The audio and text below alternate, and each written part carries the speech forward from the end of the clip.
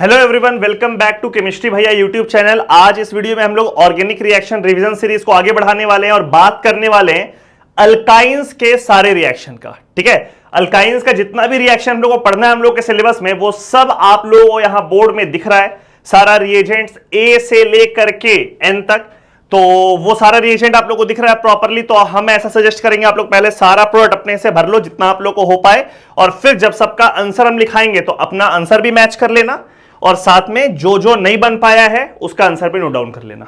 तो अब हम लोग प्रोडक्ट लिखना शुरू करते हैं ए से। अल्काइन में आप डाल दिए H2Ni, कैटालिटिक हाइड्रोजनेशन H2Ni डालेंगे, ट्रिपल बॉन्ड है, दोनों पाई बॉन्ड हट जाएगा, 2H यहां 2H यहां, अल्केन का फॉर्मेशन होगा CH3 CH2 और यहां भी CH3। ठीक है, अल्केन बन जाएगा।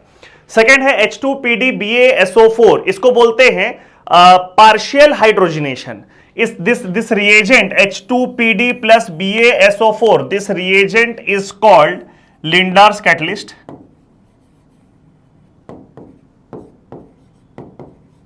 This is called Lindar's catalyst, LINDLAR। BaSO4 के जगह CaCO3 कैल्शियम कार्बोनेट भी हो सकता है।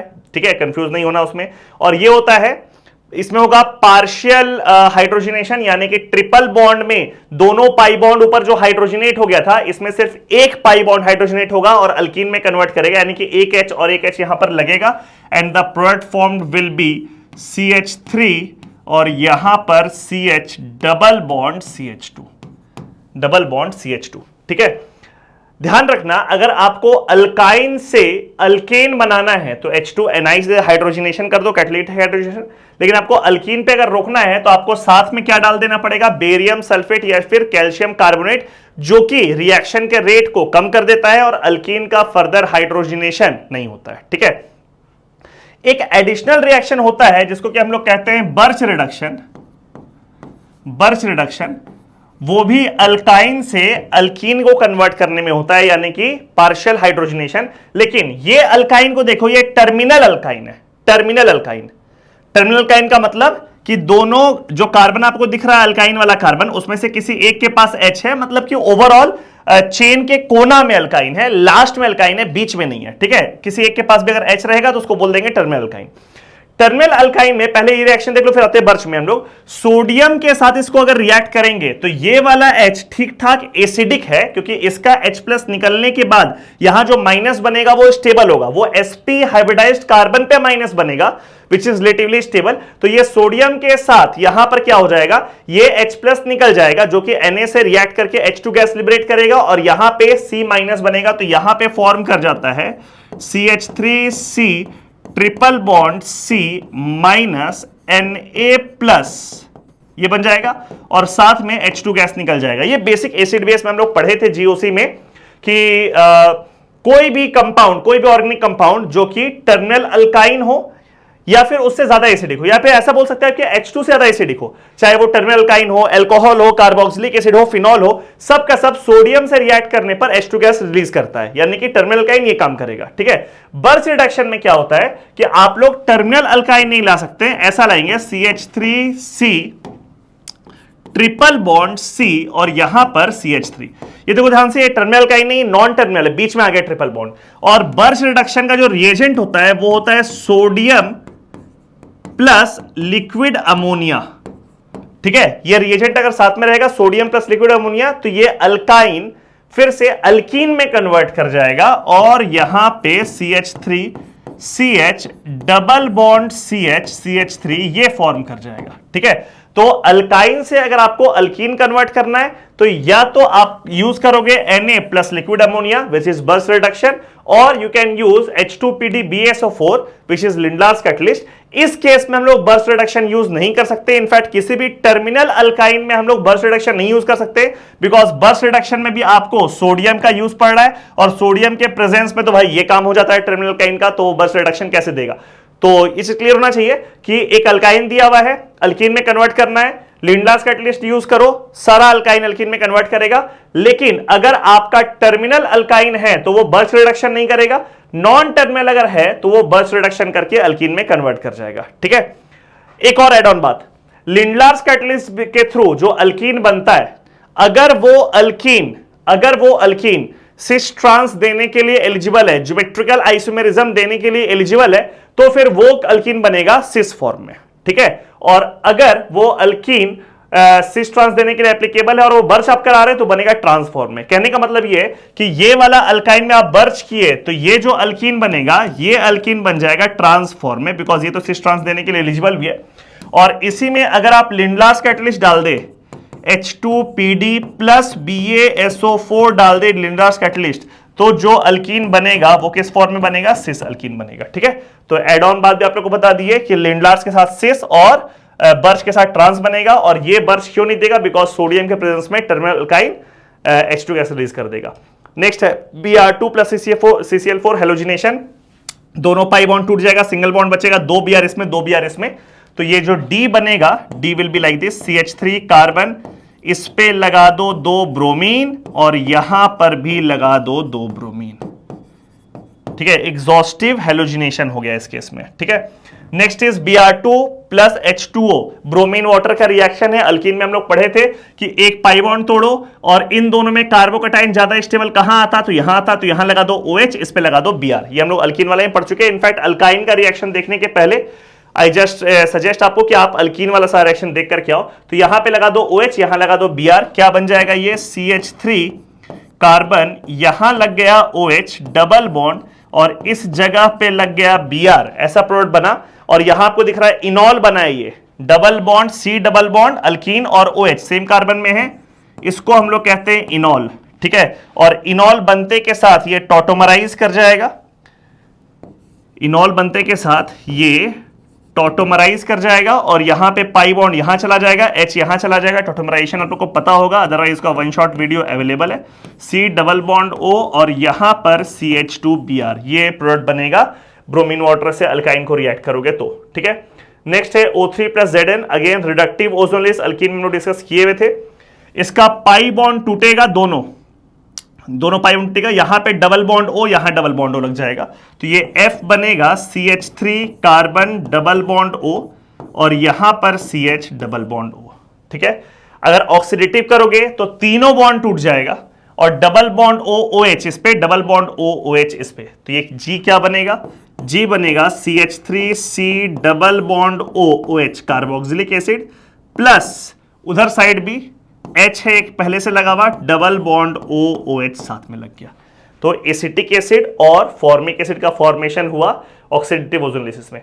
HgSO4 प्लस H2SO4 में क्या होगा, मार्कोनिकॉफ हाइड्रेशन होगा। हाइड्रेशन करना है एसिड कैटालाइज्ड मार्कोनिकॉफ, यानी कि इस पाई बॉन्ड को तोड़ो एक और इस पे, जिस पे कि कार्बोकटाइन ज्यादा स्टेबल बनता, उस पे लगाओ OH और यहां पे लगाओ H, तो ये H क्या बन जाएगा CH3, ये वाले कार्बन पे लगा दो आप OH डबल बॉन्ड और उस पे लगा दिए H, ऐसा बन गया। फिर से आपको दिख रहा है ये इनॉल फॉर्म है जो कि टॉटोमराइज कर जाएगा, इनॉल फॉर्म टॉटोमराइज करेगा और ये बनाएगा आफ्टर टॉटोमराइजेशन कीटोन बन जाएगा, यहां पर CH3C डबल बॉन्ड O और इस जगह पर CH3, ये बन गया, ठीक है। HgSO4 H2SO4 मार्कोनिकॉफ करेगा, लेकिन ये देखो BH3 H2O2 OH minus, same reagent as that in alkene, hydroboration oxidation reaction, anti Markovnikov hydration होगा, इस पे लगेगा H, इस पे लगेगा OH, तो I बन गया कैसा CH3 CH double bond CH और इस CH पे लग गया OH, एंटी मार्कोनिकॉफ अगेन ये इनॉल फॉर्म है जो कि टॉटोमराइज करेगा और कीटो फॉर्म में कन्वर्ट करेगा, तो यहां कीटो फॉर्म क्या है, एल्डिहाइड है, CH3 CH2 C double bond OH, ये एल्डिहाइड फॉर्म कर गया, ठीक है। नेक्स्ट है J में ग्रिग्नार्ड रिएजेंट, टर्मिनल अल्काइन अगर आ गया तो ये वाले H के साथ, टर्मिनल अल्काइन वाले H के साथ ग्रिग्नार्ड रिएजेंट एसिड बेस करता है, पता है हम लोग को। ये CH3 उस H को निकालेगा और यहां पे बन जाएगा मीथेन CH4, ये एसिड बेस रिएक्शन हो गया, ध्यान रखना। ये ध्यान हम लोग टर्मिनल अल्काइन कहीं पर लेकर के आएंगे, ग्रिग्नार्ड के साथ एसिड बेस करेगा, वो वाला H निकलेगा, ग्रिग्नार्ड का अल्काइल मिल करके अल्केन बन जाएगा। अगर वहीं अल्काइन टर्मिनल नहीं नॉन टर्मिनल होता तो ग्रिग्नार्ड के साथ नो रिएक्शन, कोई रिएक्शन नहीं होता, ठीक है। नेक्स्ट है रेड हॉट कॉपर ट्यूब, तो रेड हॉट कॉपर ट्यूब का एक रिएक्शन ऐसे एडिशनल आप लोगों को बता देते हैं कि अगर इथाइन होता HC ट्रिपल बॉन्ड CH और इसमें आप डाल देते रेड हॉट कॉपर ट्यूब या फिर Fe ट्यूब, दोनों में से कुछ भी, ये डाल देते हैं अगर आप, तो इसका 3 इक्विवेलेंट निकल करके आएगा और यहां बन जाएगा बेंजीन। ये बेंजीन बन जाता, ठीक है। बेंजीन का प्रिपरेशन रिएक्शन है, बहुत इंपॉर्टेंट रिएक्शन है। बट यहां पर हम लोग का जो कंपाउंड है वो तो प्रोपाइन है, वो इथाइन तो है नहीं, ऐसा है CH3C ट्रिपल बॉन्ड CH, और इसमें आप सेम रिएजेंट डाल रहे हैं, रेड हॉट कॉपर ट्यूब या फिर Fe ट्यूब, तो फिर से यहां पे 3 इक्विवेलेंट आएगा और 3 CH3 एक्स्ट्रा हो गया, तो यहां पर जो कंपाउंड बनेगा बेंजीन में CH3, इसके मेटा पे CH3, इसके मेटा पे CH3, तीनों सिमेट्रिकल पोजीशन पे CH3 लग जाएगा, and this compound is called mesitylene. This is called mesitylene, this compound is called benzene. और इथाइन में अगर रेड हॉट कॉपर ट्यूब में डालेंगे इथाइन को तो बेंजीन निकलेगा, और प्रोपाइन को रेड हॉट कॉपर ट्यूब में डालेंगे तो मेसिटाइलिन निकलेगा, ठीक है।